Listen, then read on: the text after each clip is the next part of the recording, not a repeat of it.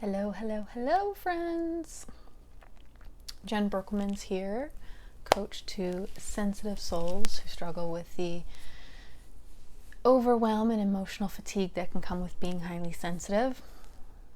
I combine meditation, energy work, and coaching to help guide them to a more grounded and connected experience. This week, as I said in my previous videos this week, I am going over the different things that can come up in meditation that can be challenging. And there are reasons that sometimes people stop meditating, or, they think I'm doing this wrong. And I'm here to tell you, you're not. It's normal. It's okay.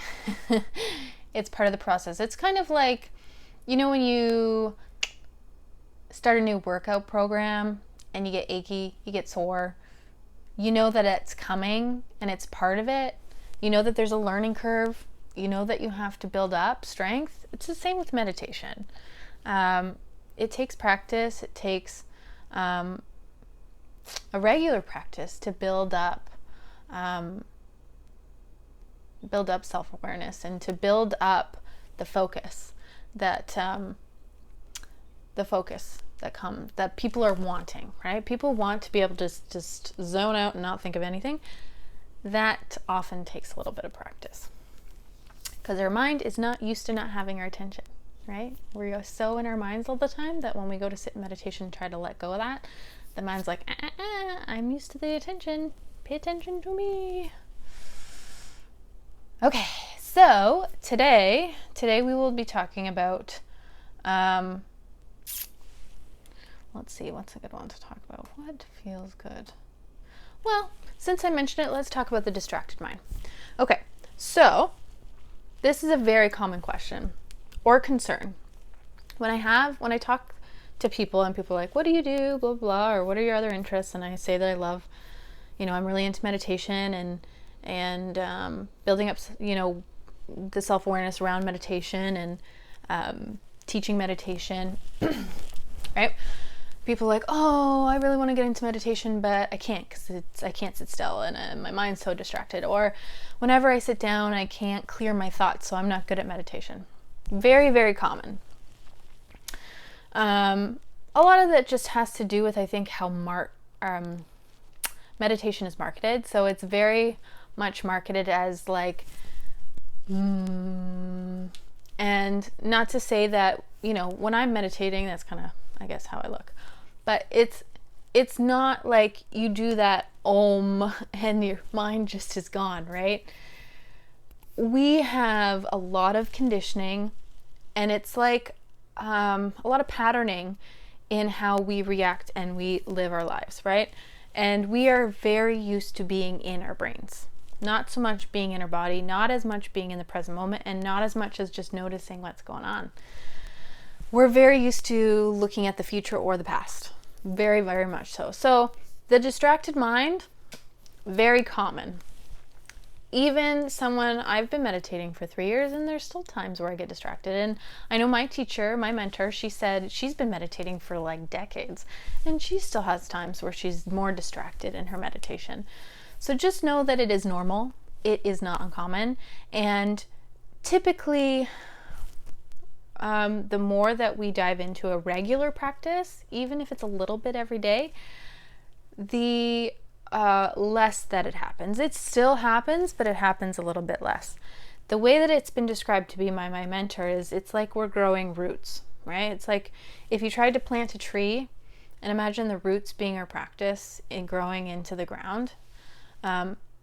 The more inconsistent our practice is, it's like we're ripping out the roots and then putting it back in, and then it doesn't have a time to really settle and grow and connect and get grounded.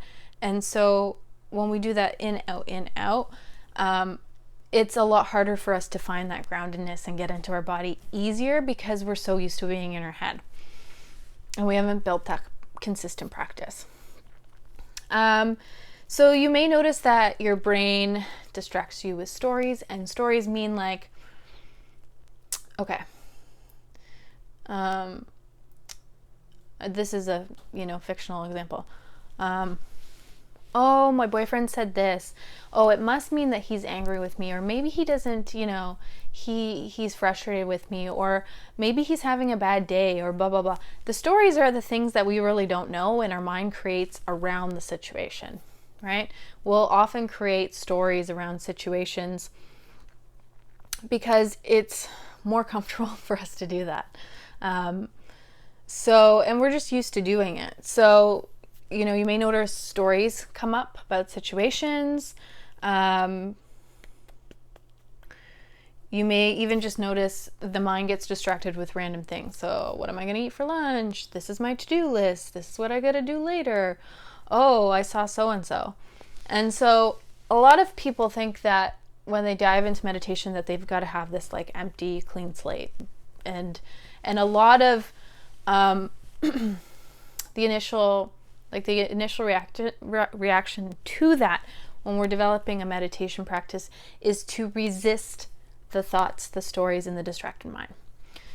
But what I've been taught and what I really, really have been working on is to accept everything as it is. And so a lot of times what I do is I name what's going on and then I just let it go. So, distractions here. And then back to my breath. A story popped up about something at work. Oh, okay, that's here today. A thought about my grocery list. Okay, that's here today. And then just keep bringing it back and back to whatever it is we're focusing on in our meditation. If it's a guided meditation, just bring it back to the meditation when you notice. And you may notice judgment and guilt. So, I did it again. And then there's that guilt of feeling like you're doing it wrong. So notice that judgment is there and guilt is there. And that's okay. It's all okay. And what we're doing in this, when we do this is, one, we're building a practice of focus, right? And non-attachment. So, that's here and we're not attaching to it, because a lot of what we are very, very used to doing is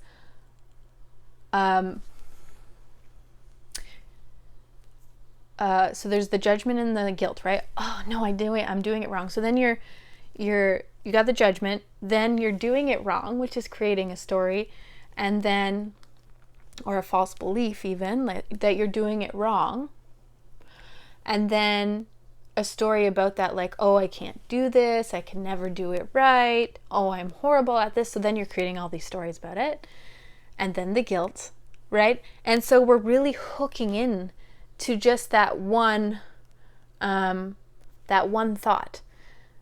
So with this practice, what we're trying to do is unhook from that, right? So, oh, this is here, and then letting it move on instead of hooking into it.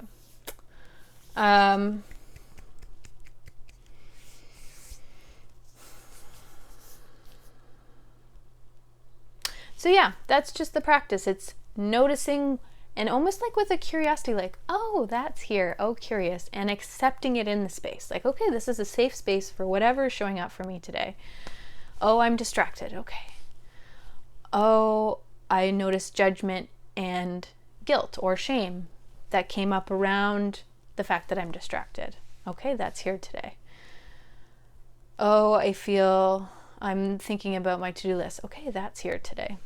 And so almost like we're just being curious and being like, oh, this is showing up and this is showing up, and allowing it all to be there, and just giving it the space to be there. But just know that the distracted mind, very, very common, very, very normal. Things that do help are guided meditations. The first, I think I've been doing this about 4 years. The first, let's say 2.5 years, I strictly used guided meditations. And then I felt called intuitively to start doing my own, kind of, the technique that I've been taught and just following my own.